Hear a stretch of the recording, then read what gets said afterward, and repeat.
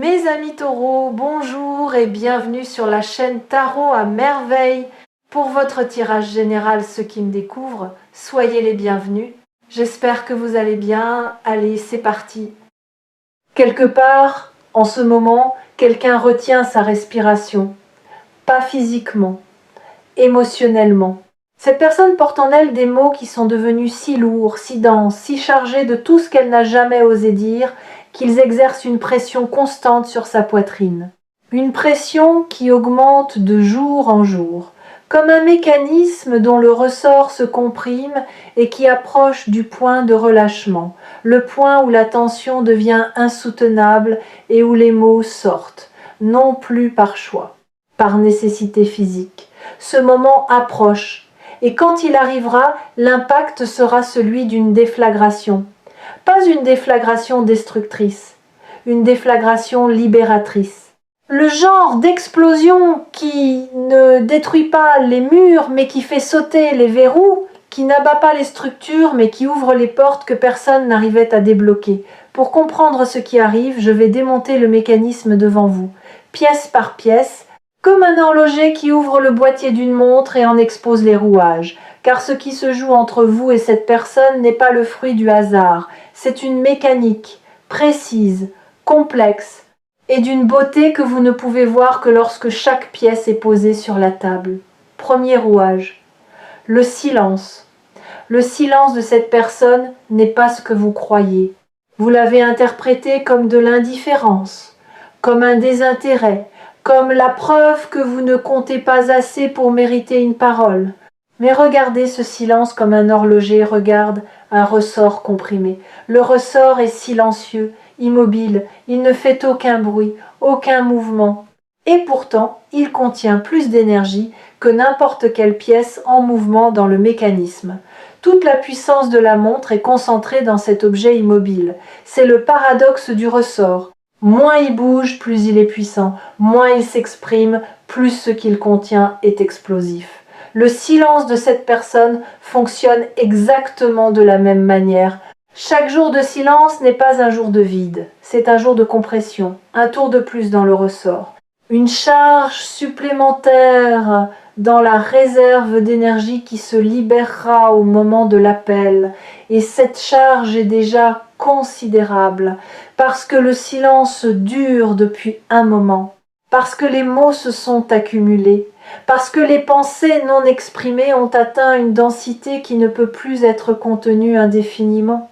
Vous avez peu être remarqué des signes de cette pression, des messages laconiques qui ne disent rien mais qui disent tout, des réactions légèrement disproportionnées à des choses anodines, comme si l'émotion vraie cherchait n'importe quelle fissure pour sortir, des tentatives d'approche avortées, commencées puis interrompues, qui ressemblent au premier tremblement d'un volcan avant l'éruption. Ces micro-expressions de la pression intérieure sont les tic-tac du mécanisme. Et les tic-tac s'accélèrent. Vous vous êtes peu être demandé si vous aviez fait quelque chose de mal, si votre dernier échange avait blessé, si une parole malheureuse avait creusé un fossé. Vous avez retourné les conversations dans votre tête, cherchant le moment précis où les choses avaient basculé. Et vous n'avez rien trouvé. Parce qu'il n'y a rien à trouver. Le silence n'a pas été causé par une erreur de votre part. Il a été causé par la profondeur de ce que cette personne ressent. Plus le sentiment est profond, plus le silence qui le précède est long. Les sentiments légers trouvent facilement les mots. Ils se glissent dans des textes décontractés, des plaisanteries, des allusions légères. Mais les sentiments profonds sont muets. Ils cherchent un vocabulaire qui n'existe pas encore. Ils tournent dans la tête de celui qui les porte, essayant costume après costume, et aucun ne va. Ce n'est pas que cette personne ne trouve pas les mots, c'est qu'aucun mot disponible dans son répertoire ne semble à la hauteur de ce qu'elle veut exprimer. Et cette inadéquation entre le ressenti et le langage disponible est la vraie raison du silence. Pas le manque d'intérêt, le trop-plein. Deuxième rouage, le timing, pourquoi maintenant ? Pourquoi pas il y a 3 mois, 6 mois, 1 an ? Pourquoi cette personne n'a-t-elle pas parlé plus tôt si les mots étaient si urgents ? La réponse se trouve dans le deuxième rouage. Le timing n'est pas contrôlé par la volonté de cette personne. Il est contrôlé par la convergence de deux maturités, la sienne et la vôtre. Pour qu'un message de cette ampleur soit à la fois envoyé et reçu, il faut que l'émetteur et le récepteur soient tous les deux à un point précis de leur évolution. Un message envoyé trop tôt tombe dans des oreilles qui ne sont pas encore calibrées pour l'entendre. Un message reçu trop tôt est déformé par les filtres du moment. Le timing parfait est celui où le message sort tel qu'il est et arrive tel qu'il est, sans déformation, sans filtre, sans l'interférence des blessures actives ou des défenses surélevées. Votre évolution récente a créé les conditions de réception. Quelque chose en vous s'est assoupli, pas effondré, assoupli. Vos défenses ne sont pas tombées, elles se sont abaissées de quelques centimètres, juste assez pour qu'un message sincère puisse passer par-dessus. Et ces quelques centimètres, cette personne les perçoit, pas consciemment, intuitivement. Elle sent, sans pouvoir le formuler, que quelque chose a changé dans votre énergie, que l'espace existe, que le mur a un peu reculé. Et cette perception est le déclencheur qui transforme le silence en parole. Le timing n'est pas une question de calendrier, c'est une question de calibration mutuelle. Et la calibration vient d'atteindre son point optimal. Laissez-moi vous expliquer ce que signifie ce point optimal avec une image concrète. Imaginez deux instruments de musique dans deux pièces séparées. Ils jouent chacun leur partition, séparément, sans s'entendre. Pendant des mois, les mélodies n'ont aucun rapport l'une avec l'autre. L'une est en majeur quand l'autre est en mineur. L'une accélère quand l'autre ralentit. Mais progressivement, par un processus invisible, les deux mélodies convergent. Les tonalités se rapprochent, les rythmes s'alignent, et un jour, sans que personne ait donné de signal, les deux instruments jouent la même note au même moment. Cette note unique, ce point de convergence musicale, c'est le moment où l'appel se produit. Le moment où deux personnes qui évoluaient séparément atteignent simultanément le même accord intérieur. Vous ne pouviez pas forcer cette convergence. Tout comme un musicien ne peut pas forcer un autre musicien dans une autre pièce à jouer la même note, cela se produit naturellement. Par la maturation parallèle de deux êtres qui sont connectés par un fil invisible, et ce fil, aussi invisible soit-il, a guidé vos deux évolutions vers ce point de rencontre avec une précision qui dépasse toute intention humaine. Troisième rouage, la peur. Ce rouage-là est le plus complexe du mécanisme et il fonctionne dans les deux sens. Parce que la peur n'est pas seulement du côté de cette personne, elle est aussi du vôtre. Et ces deux peurs, la sienne de parler et la vôtre d'entendre, s'alimentent mutuellement dans une boucle qui a maintenu le statu quo pendant tout ce temps. La peur de cette personne n'est pas la peur du rejet, c'est quelque chose de plus subtil. C'est la peur de la transformation. Elle sait, avec une lucidité qu'elle préférerait ne pas avoir, que les mots qu'elle porte vont tout changer. Que prononcer ces mots, c'est franchir un seuil après lequel rien ne sera plus pareil. Ni elle, ni vous, ni la dynamique entre vous. Et l'inconnu de l'après lui semble plus terrifiant que l'inconfort du maintenant. Alors elle reste dans l'inconfort, parce que l'inconfort est familier. Et le familier, même douloureux, semble plus sûr que le nouveau. Votre peur à vous est symétrique mais inversée. Vous n'avez pas peur de ce que cette personne pourrait dire. Vous avez peur de ce que cela exigerait de vous. Entendre la vérité de quelqu'un oblige à y répondre avec votre propre vérité. Et votre propre vérité, celle que vous gardez scellée sous des couches de rationalisation et de distance protectrice, vous effraie peu, être autant que la sienne l'effraie. Mais voici ce que le troisième rouage enseigne quand on l'examine de près. Les deux peurs sont des illusions fonctionnelles. Elles avaient un rôle. Elles ont rempli leur fonction. Elles vous ont protégés tous les deux pendant le temps nécessaire. Mais leur temps est révolu. Elles continuent de tourner par inertie, comme un engrenage dont le moteur est coupé mais qui fait encore quelques tours par la force de son propre mouvement. Ces derniers tours sont ceux que vous vivez en ce moment. Les dernières résistances avant le calme. Les derniers sursauts de la peur avant qu'elle ne cède la place à quelque chose de plus grand qu'elle. Et ce quelque chose de plus grand, c'est la nécessité de vivre authentiquement. Quand la nécessité d'être vrai dépasse la peur d'être vulnérable, les mots sortent toujours, sans exception. C'est une loi du cœur humain aussi fiable que la gravité. Et cette personne atteint ce point de basculement. Quatrième rouage, le contenu du message. Nous entrons maintenant dans le cœur du mécanisme, la pièce maîtresse, ce que cette personne veut vous dire. Ce n'est pas une déclaration d'amour au sens conventionnel. Ce n'est pas un aveu romantique sorti d'un film. C'est plus brut que cela, plus honnête, plus déstabilisant.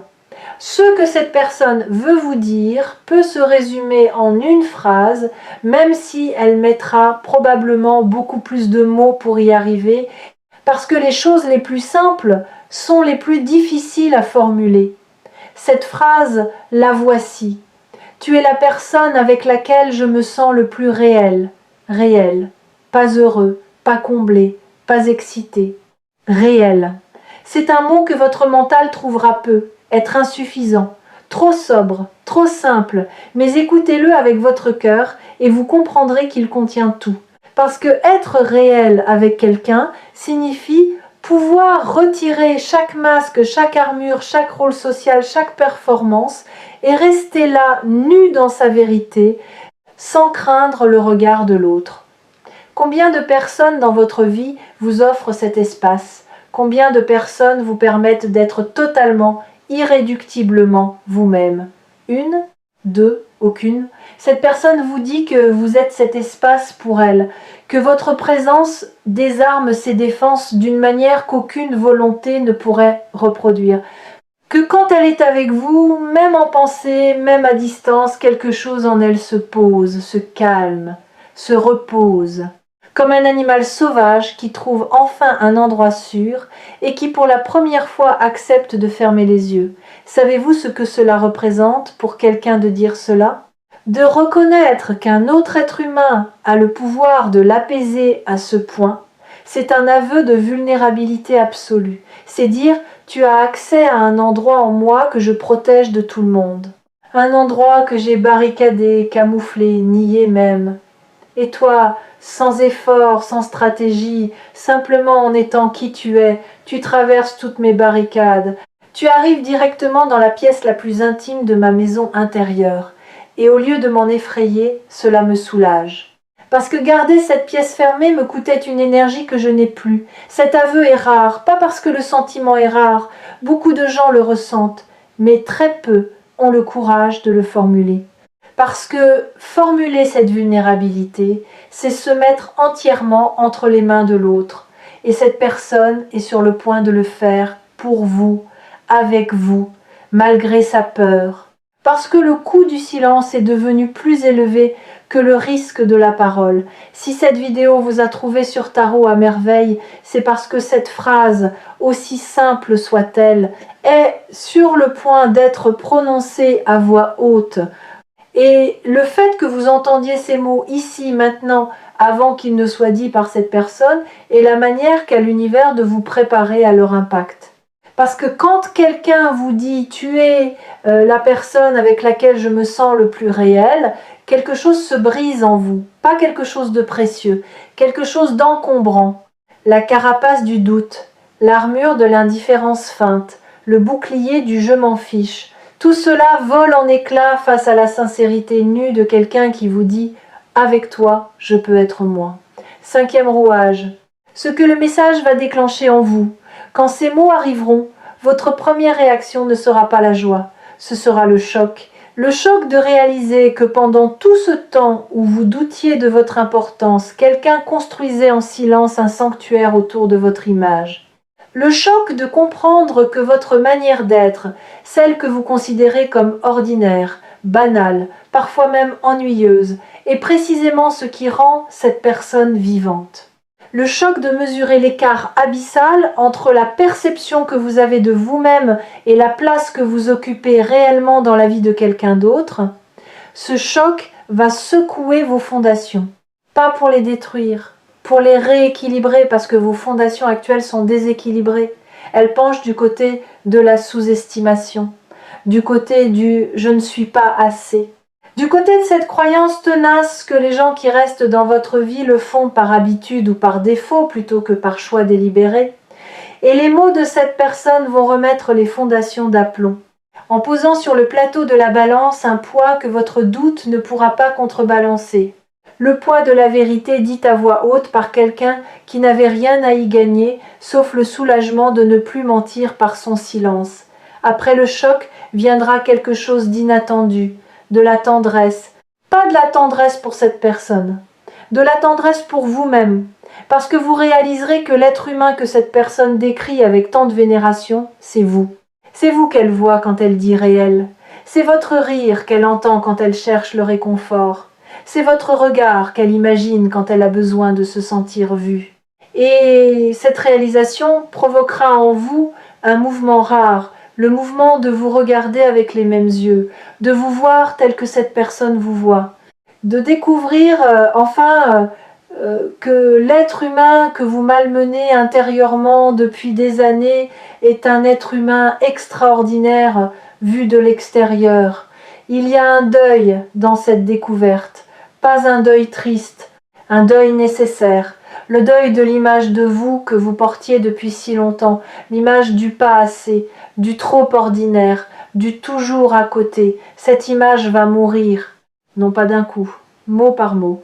À mesure que les paroles de cette personne pénétreront votre conscience et dissoudront syllabe par syllabe la fiction que vous aviez construite autour de votre propre personne. Et sur les cendres de cette image mourante va naître quelque chose de neuf. Pas un ego surdimensionné, pas une confiance artificielle, une estime juste, calibrée, fondée non pas sur ce que vous pensez de vous, mais sur ce que votre existence produit réellement dans la vie des autres. Et cette estime-là est inattaquable parce qu'elle ne repose pas sur l'opinion, elle repose sur l'impact. Et votre impact, vous allez enfin le mesurer à travers les yeux de quelqu'un qui l'a vécu de l'intérieur. Vous allez aussi ressentir quelque chose d'inattendu, du regret. Pas le regret d'avoir fait quelque chose de mal, le regret d'avoir passé tant de temps à douter, tant d'énergie à vous diminuer, tant de jours à croire que vous étiez interchangeable alors que vous étiez irremplaçable. Ce regret sera bref. Parce que le présent, ce qui s'ouvre devant vous, sera si lumineux qu'il effacera rapidement l'ombre du temps perdu.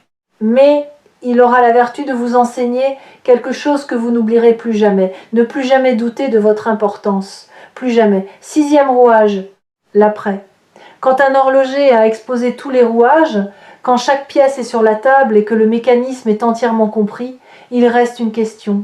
Que se passe-t-il quand on rassemble les pièces et qu'on laisse la montre sonner? Ce qui se passe, c'est que le temps reprend. Le temps qui semblait suspendu entre vous et cette personne. Le temps qui s'était figé dans un entre-deux inconfortable où vous n'étiez ni ensemble, ni séparés, ni proches, ni distants, ni en paix, ni en conflit. Ce temps reprend sa course. Et il reprend dans une direction nouvelle, pas la direction du passé, pas le retour à ce qui était, la direction de ce qui n'a jamais existé, d'une configuration de votre lien qui n'avait pas encore eu l'occasion de se manifester parce que les conditions intérieures n'étaient pas réunies. Ces conditions sont maintenant réunies. Le ressort est à son maximum de tension. Le timing est optimal. La peur a fait ses derniers tours. Le message est mûr. Et votre capacité à le recevoir est à son plus haut niveau depuis le début de cette histoire. Quelque chose de beau va se produire dans l'espace entre vous et cette personne. Un espace qui était autrefois rempli de non-dits, de suppositions erronées et de distances auto-imposées va se transformer en un espace de clarté. Pas de clarté froide et clinique, de clarté chaude. La clarté de deux êtres qui posent enfin les armes et qui se regardent sans le filtre de la protection, sans le voile de l'orgueil, sans le masque du je mens fiche aussi. Juste deux visages nus, deux vérités face à face. Et le soulagement immense, presque physique, de ne plus jouer. Vous avez joué, elle a joué. Vous avez tous les deux joué le jeu du détachement, de la distance calculée, de l'indifférence stratégique, et ce jeu vous a épuisé, tous les deux. Pas parce qu'il était difficile à jouer, parce qu'il était faux. Et jouer faux quand on ressent vrai est la chose la plus épuisante qui existe. Votre corps le sait. Votre corps est fatigué de porter le masque. Et le corps de cette personne est fatigué aussi. Deux fatigues qui convergent vers le même remède. La vérité, l'appel qui vient ne sera pas seulement un moment, ce sera un tournant. Le genre de tournant qu'on identifie des années plus tard comme le moment où tout a basculé, où l'ancienne dynamique a cédé la place à une dynamique entièrement nouvelle, où les rôles familiers se sont dissous pour être remplacés par quelque chose de plus vrai, de plus nu, de plus courageux. Vous allez peu être hésité à décrocher, non pas par indifférence, par respect pour l'ampleur de ce qui se joue, par cette intuition que répondre à cet appel, c'est accepter d'entrer dans un territoire inconnu, un territoire sans carte, sans guide, sans garantie, mais avec une boussole. Et cette boussole, c'est la vérité que vous avez en commun avec cette personne. La vérité brute, non filtrée, non emballée, qui va être posée entre vous comme un objet précieux sorti de son coffre pour la première fois, décrochez quand même.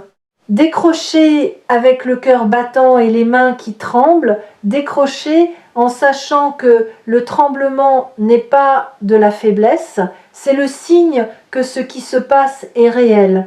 Les choses sans importance ne font pas trembler. Seules les choses qui comptent ont ce pouvoir. Et ceci compte plus que vous ne le mesurez encore.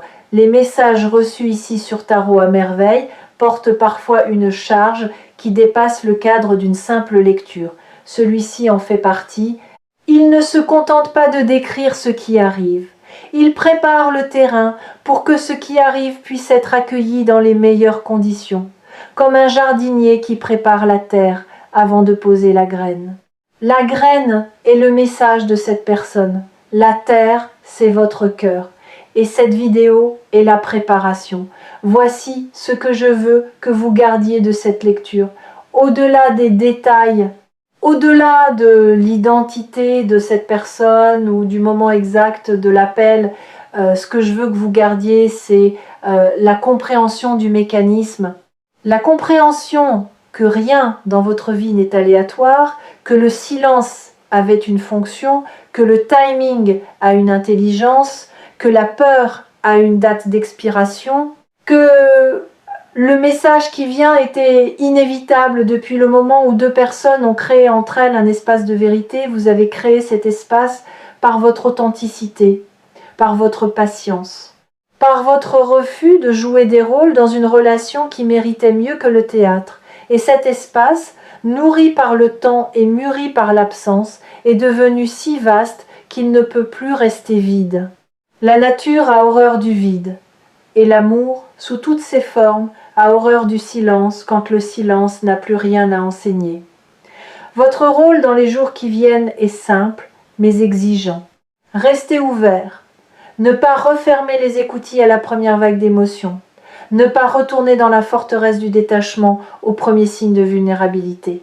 Restez là dans l'inconfort de l'ouverture, avec la confiance que ce qui vient est bon, pas facile, bon.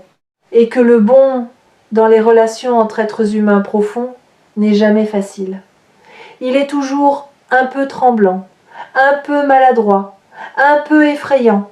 Et c'est précisément cette imperfection qui le rend authentique, qui le distingue du jeu, qui en fait quelque chose de réel dans un monde saturé de performance. Le silence n'a plus rien à enseigner. Le ressort est au maximum. L'heure sonne. Et quand vous aurez besoin de vous rappeler que ce mécanisme est réel, que chaque rouage tourne avec précision vers ce moment, revenez sur Tarot à merveille. Revenez à cette image de l'horloge, à ces rouages démontés puis rassemblés. Et rappelez-vous que les meilleures horloges ne sont pas celles qui font le plus de bruit, ce sont celles qui sonnent juste. Et ce qui sonne ici est d'une justesse que 10 ans de pratique m'ont rarement permis de percevoir. L'appel arrive, les mots sont prêts, et vous, malgré ce que vous croyez, êtes exactement assez préparé pour les entendre. Décrochez. La vérité attend de l'autre côté de la ligne. Et elle est plus belle, plus douce et plus puissante que tout ce que votre imagination avait osé dessiner.